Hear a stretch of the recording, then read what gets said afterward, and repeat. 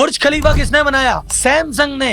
हाँ, south Korean army के लिए टैंक कौन बनाता है? फाइटर जेट कौन बनाता है? सैमसंग। दुनिया की सबसे बड़ी शिप बनाने वाली कंपनियों में से एक कौन है? सैमसंग। आम आदमी सैमसंग को सिर्फ जानता है इलेक्ट्रॉनिक्स से, कि सर जी ये तो मोबाइल बनाती है। हाँ जी, टीवी भी बना देती है, फ्रिज भी बनाती है, वॉशिंग मशीन बनाती है, यही है इसका लेना देना। बढ़िया कंपनी है सर, एक से एक फीचर मोबाइल में देती है और सस्ते दाम में देती है, और एप्पल की सबसे बड़ी कॉम्पिटिटर है। आपको लगता है अगर ये रातों रात खत्म हो जाए ना सैमसंग, तो यार एप्पल तो अकेला बाजार पे राज करेगा। एप्पल के तो मजे ही मजे। अजी साहब, बिल्कुल मजे नहीं है। अगर जिस दिन सैमसंग खत्म हो गया ना, उस दिन एप्पल भी नहीं बच पाएगा, उसका भी खत्म होना तय है। क्योंकि एप्पल में जो एलईडी स्क्रीन लग रही है, जो मेमोरी चिप लग रही है, जो फ्लैश पावर लग रही है, वो सैमसंग ही दे रहा है। गूगल के पिक्सल को भी यही दे रहा है। सैमसंग के बिना मोबाइल बनाने की कल्पना करना भी मुश्किल है भाई साहब। अंदर के सारे पार्ट सैमसंग ही बनाता है। अगर किसी दिन सैमसंग ने मोबाइल बनाने बंद भी कर दिए, पार्ट्स बनाने भी बंद कर दिए, उसका कुछ नहीं बिगड़ेगा। वो 80 अलग अलग फील्ड में काम करती है। वो कंस्ट्रक्शन भी करती है, वो इंश्योरेंस भी करती है, उसके होटल भी है, स्कूल भी है, हॉस्पिटल भी है। साउथ कोरिया की जीडीपी का 20% अकेली कंपनी है। एक कंपनी देश के 5वें हिस्से के बराबर। सैमसंग के प्रेसिडेंट की उतनी ही इज्जत और उतनी ही पावर है जितनी साउथ कोरिया के प्रेसिडेंट की। कम नहीं है, ज्यादा ही होगी। जैसे भारत के बच्चे बचपन से तैयारी करते हैं आईआईटी, मेडिकल, यूपीएससी, वैसे साउथ कोरिया के बच्चे बचपन से तैयारी करते हैं कि यार सैमसंग में नौकरी लग जाए साहब। तो सैमसंग ग्रुप कब चालू हुआ, ये करता क्या क्या है, इसका टर्नओवर कितना है, इसका विश्व में स्थान कितना है, ये इतना बड़ा कैसे बन गया, इसके पीछे क्या क्या सक्सेस स्ट्रेटजी थी, क्या क्या कंट्रोवर्सीज थी, कैसे भाई साहब सरकार ने इनको सपोर्ट दिया और उसके बदले ये इतनी बड़ी कंपनी बनी। जब देश की सरकार के मुखिया बिजनेसमैन से दोस्ती कर लेते हैं तो अलग अलग सेक्टर में कैसे घुसते हैं और अलग सेक्टर को कैसे डोमिनेट करते हैं, ये साउथ कोरिया और सैमसंग से सीखने को मिलेगा। ऐसे क्या 3 टर्निंग पॉइंट है सैमसंग की लाइफ में कि सैमसंग भी बदली और पूरे कोरिया को और दुनिया को बदल के रख दिया। ये सब बताएगा आपका राहुल। तो आप सैमसंग के फैन हो या हेटर, सैमसंग का मोबाइल चलाते हो या सैमसंग का टीवी घर में रखा है या कहीं पे वॉशिंग मशीन देखी थी, या जो भी सैमसंग से आपका नाता है, उसकी कसम देके कहता हूँ वीडियो अंत तक देखना और शेयर जरूर करना। तो जनता जनार्दन की जय बोल के करते हैं वीडियो की शुरुआत।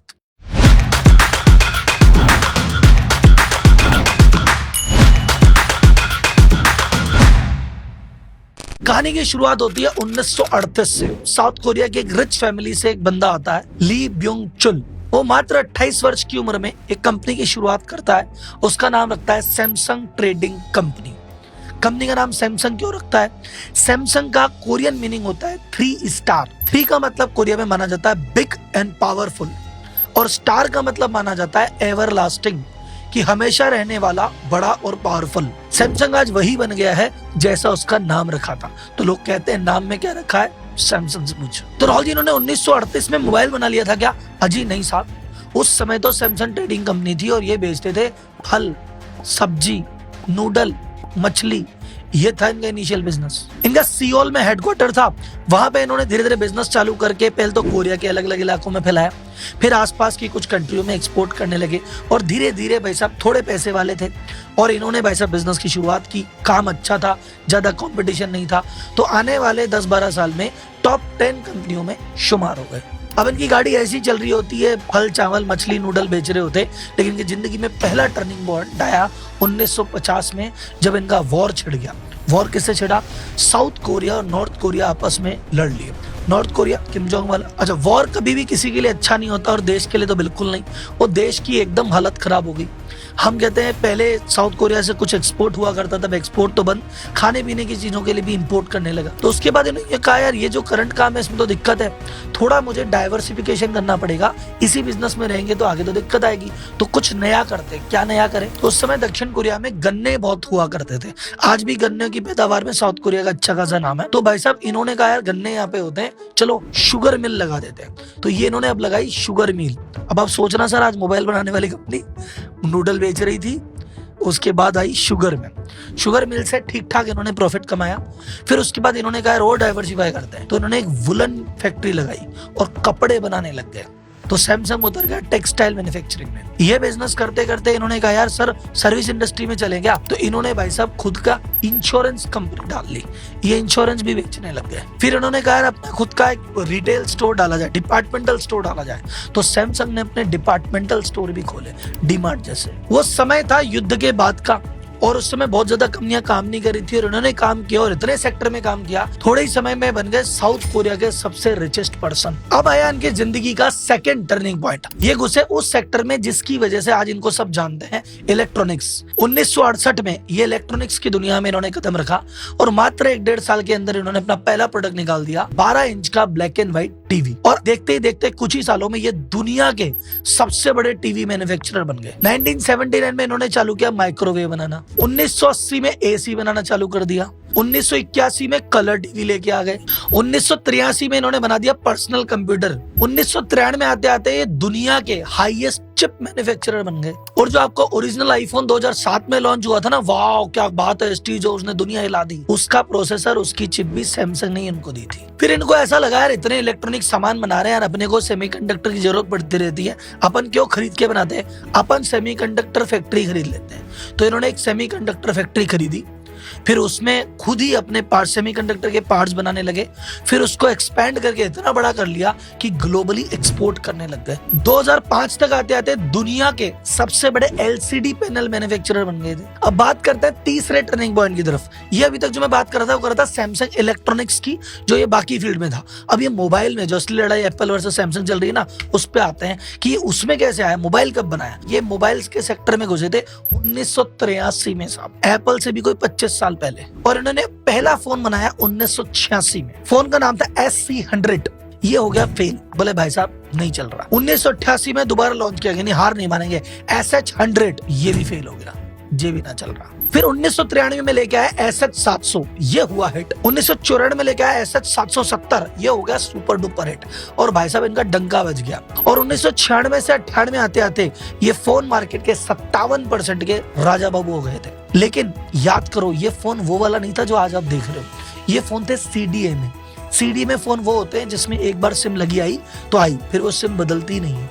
या जो 2006 में रिलायंस ने मोबाइल लॉन्च किया था ना, कर लो दुनिया मिट्टी में, वो सारे CDA में टेक्नोलॉजी के फोन हुआ करते थे। तो उस तरह के फोन में महारत थी, स्मार्टफोन में ये नहीं कूदे थे। अपना फोन लेके सैमसंग इंडिया में आया 2004 में, लेकिन उस समय सैमसंग को सफलता नहीं मिली क्योंकि वहां पे भारत में राज कर रहा था नोकिया। वो तो फिर धीरे धीरे आते आते नोकिया के खुद ही कर्म खराब हुए, नोकिया धीरे धीरे बाजार से गायब हुआ और 2009 में ये लेके आया सैमसंग गैलेक्सी। तब जाके भारत में थोड़ी बहुत इसको ट्रैक्शन मिलने लगा, इज्जत मिलने लगी। 2011 आते आते ये दुनिया का लार्जेस्ट स्मार्टफोन मैन्युफैक्चरर बन गया। 2010 में ये पूरी दुनिया का मार्केट लीडर बना था स्मार्टफोन के बेचने में और 2010 से लेके 2022 12 साल तक ये इकलौता लीडर रहा।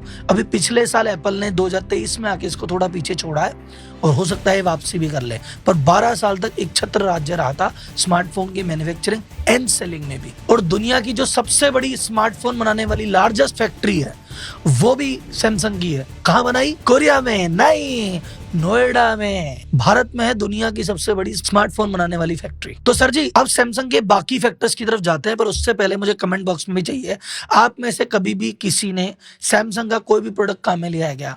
फोन पे देख रहे हो तो तुरंत डालो, या टीवी लिया हो, फ्रिज लिया हो, वॉशिंग मशीन लिया हो, कुछ भी कहीं काम में लिया हो तो मुझे चैट बॉक्स में तुरंत बताओ, अभी के अभी। अब चलते हैं अपन सैमसंग के बाकी धंधों की तरफ। सैमसंग की एक कंपनी है सैमसंग हेवी इंडस्ट्रीज। वो दुनिया की सबसे बड़ी शिप बनाने वाली कंपनीज में से एक है। नॉर्मल शिप नहीं, इन नॉर्मल के काका जी जो शिप होते हैं वो सैमसंग की मास्टरी है उसको बनाने में। ये साउथ कोरियन आर्मी के लिए फाइटर जेट बनाती है, जेट इंजन के इक्विपमेंट बनाती है। इसने साउथ कोरियन आर्मी के लिए टैंक बना रखे हैं और अभी एक ह्यूमनाइज्ड रोबोट पे काम कर रही है कि जहां पे हमारे सैनिक नहीं जा सकते वहां एक रोबोट जाएगा लड़ने के लिए, वो भी सैमसंग बना रही है। इनकी कंपनी है सैमसंग कंस्ट्रक्शन एंड ट्रेडिंग। वो बनाती है रोड, टनल, ब्रिज, बिल्डिंग। उसने बनाया बुर्ज खलीफा। मलेशिया के ट्विन टावर है पेट्रोनस टावर, उसी ने बनाया साहब। साउथ कोरिया की सबसे बड़ी इंश्योरेंस कंपनी सैमसंग ही है। साउथ कोरिया का सबसे बड़ा थीम पार्क जैसे डिज्नीलैंड होता है, इनका एवरलैंड है, वो भी सैमसंग का ही है। ये छोड़ो, सैमसंग का पूरा एक शहर है कोरिया में सैमसंग टाउन नाम से। सैमसंग की एक ट्रस्ट भी है छोटी सी, उसमें सैमसंग का एक स्कूल भी है, सैमसंग की एक यूनिवर्सिटी भी है, सैमसंग का एक हॉस्पिटल भी है। और 1990 में साउथ कोरिया में रेनो के साथ पार्टनरशिप में कार भी बनाती है। और ऐसी छोटी मोटी 80 इंडस्ट्रियों में सैमसंग भी है। अगर आपको लगा राहुल जी क्या रिसर्च किया, हम तो सैमसंग को क्या समझते थे तो डायनासोर निकला, तो भाई साहब एक बार लाइक ठोक देना, इसकी वर्ल्ड पोजीशन बताता हूँ, दुनिया में साउथ कोरिया की तो नंबर 1 कंपनी है ही, ये दुनिया की 29वीं सबसे बड़ी कंपनी है मार्केट कैप के हिसाब से। इसका मार्केट कैप है 325 बिलियन, यानी उतना ही लगभग जितना टाटा ग्रुप का है या जितना अंबानी ग्रुप का है। अब टाटा अंबानी ग्रुप ने बिजनेस बिल्ड किया भारत में, जहां पे 140 करोड़ की पॉपुलेशन है। साउथ कोरिया इतना सा देश है, इतनी सी पॉपुलेशन है, वहां पे इस टक्कर की कंपनी खड़ी करना जज्बे की बात तो है। अब सैमसंग क्या है और क्या करता है ये तो मैंने आपको बता दिया। इसके पीछे क्या स्ट्रेटजी लगी, क्या इसको गवर्नमेंट ने सपोर्ट किया, क्या कुछ कंट्रोवर्सी हुई, क्या कुछ स्कैम और भ्रष्टाचार हुआ, क्या हम सीख सकते हैं, आगे चलेंगे। लेकिन उससे पहले एक छोटी सी बात आपसे कि भाई सैमसंग ने तो 80 इंडस्ट्री में कर लिया खुद को डाइवर्सिफाई। आप अपने इन्वेस्टमेंट को डाइवर्सिफाई कर रहे हो कि नहीं कर रहे हो, मुझे तो ये बताओ। या आपने वही एक एफडी करा के छोड़ दी, थोड़ा बैंक में डाल दिया, थोड़ी सी ज्वेलरी ले ली, थोड़ी बहुत एसआईपी चल रही है, हो गया जी डाइवर्सिफाई। भाई साहब ये सही डाइवर्सिफिकेशन नहीं है। एफडी करानी चाहिए नाम मात्र की, इंश्योरेंस करना चाहिए सिर्फ टर्म और मेडिकल, बाकी इंश्योरेंस की इतनी वैल्यू नहीं है। ये गवर्नमेंट स्कीम में पैसा डालोगे बहुत ज्यादा रिटर्न नहीं आने वाला है। पैसा कहाँ डाइवर्सिफाई किया जाता है ये हमको पता ही नहीं है। अच्छा, डाइवर्सिफाई करने के लिए भैया पहले पैसे बचे तो सही, तो सेविंग कैसे करें वो भी नहीं पता। हम तो ब्रांड के चक्कर में आके, मार्केटिंग के चक्कर में आके पैसा दे बैठते हैं कंपनीज को, और मैं ये भी नहीं पता कमाते कैसे हैं। तो भाई साहब अगर आप जरा सा इंटरेस्टेड हो ये जानने में कि यार ये पैसा कमाए कैसे, स्किल बढ़ाए कैसे, ये कमा तो लिया इसको बचाएं कैसे, क्या हैबिट होती है, क्या प्रिंसिपल होते हैं, और फिर इनको सही जगह कहाँ लगाना है और कहाँ नहीं लगाना है, सीखना चाहते हो तो इसका भी एक सीक्रेट है, पैसे का सीक्रेट। और इस पे आपके भाई ने बनाया detail course secret of money. आप चाहे जॉब करते हो, चाहे आप बिजनेस करते हो, चाहे आप कम कमाते हो या बहुत ज्यादा कमाते हो, अगर आप चाहते हो यार मैं इस लाइफ में फाइनेंशियली फ्री हो जाऊं, शुरुआत में मेहनत करूं पर बाद में बैठे बैठे पैसा आए मैं काम करूं, तो ये कोर्स जरूर कर लेना पूरे परिवार के सहित। इसका लिंक डिस्क्रिप्शन में मिलेगा। अब चलते हैं सैमसंग की मेन वीडियो पे। अब सैमसंग क्या है, क्या क्या करता है ये तो बता दिया, सैमसंग ने कैसे किया वो अब सुनो साहब। जो मैंने कहा था ना पहला टर्निंग पॉइंट आया वॉर के बाद, वहां से कहानी असली चालू होती है। भाई देखो, युद्ध हुआ, इकोनॉमी हो गई बर्बाद, प्रोडक्शन खत्म, एक्सपोर्ट खत्म, मांग के खाना पड़ रहा है, सहायता आ रही है, यूएन से सहायता आ रही है, अमेरिका सहायता दे रहा है, जैसे तैसे गुजारा चल रहा है। तो उस समय के प्रेसिडेंट ने कहा भैया ऐसे हम पे अगर गुजारा चलेगा तो कैसे बात चलेगी, हमको हमारी इकोनॉमी को आगे बढ़ाना पड़ेगा।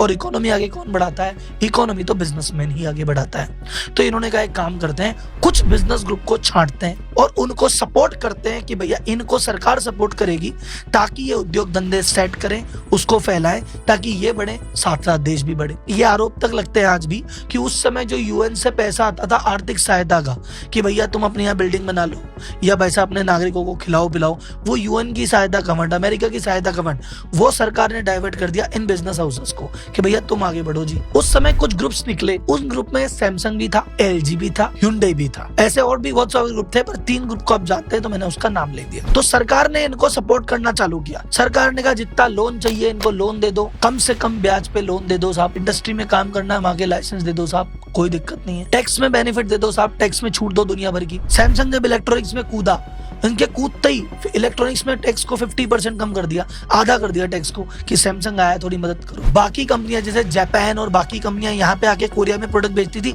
बैन कर दिया कि कोई भी कंट्री, कोई भी कंपनी यहाँ पे प्रोडक्ट नहीं बेचेगी, यहाँ पे तो हमारे लोग ही बेचेंगे साहब। तो पूरा मार्केट इनके लिए खोल दिया, बाहर वालों को आने नहीं दिया, और फुल सपोर्ट क्या चाहिए बोलो। सरकारी बैंकों ने दरवाजे खोल दिए, जब जितने लोन चाहिए बता देना, अपनी बैंक है, घबराने का नहीं, आगे बढ़ने का। ये जो बिजनेस ग्रुप होते हैं जो एक सेक्टर में नहीं कई सेक्टर में काम करते हैं, इनको नॉर्मली कॉन्ग्लोमरेट्स कहते हैं, कि जो अलग अलग इंडस्ट्री में, जैसे टाटा कॉन्ग्लोमरेट है, अडानी है, अंबानी है, बजाज ग्रुप है। साउथ कोरिया में कॉन्ग्लोमरेट को कहते हैं चाय बॉल। ऐसे एक सैमसंग चाय बॉल है, एलजी चाय बॉल है, Hyundai चाय बॉल है, ऐसे अलग अलग कुछ चाय बॉल है जिनके हाथ में पूरी साउथ कोरिया की इकोनॉमी है। उनमें सबसे बड़ा चाय बॉल है सैमसंग। अब इनका सबका रिजल्ट क्या हुआ, पहली बात, जब देश में प्रोडक्शन बढ़ा, देश से एक्सपोर्ट जाने लगा, करेंसी आई, तो देश की आर्थिक स्थिति सुधरी।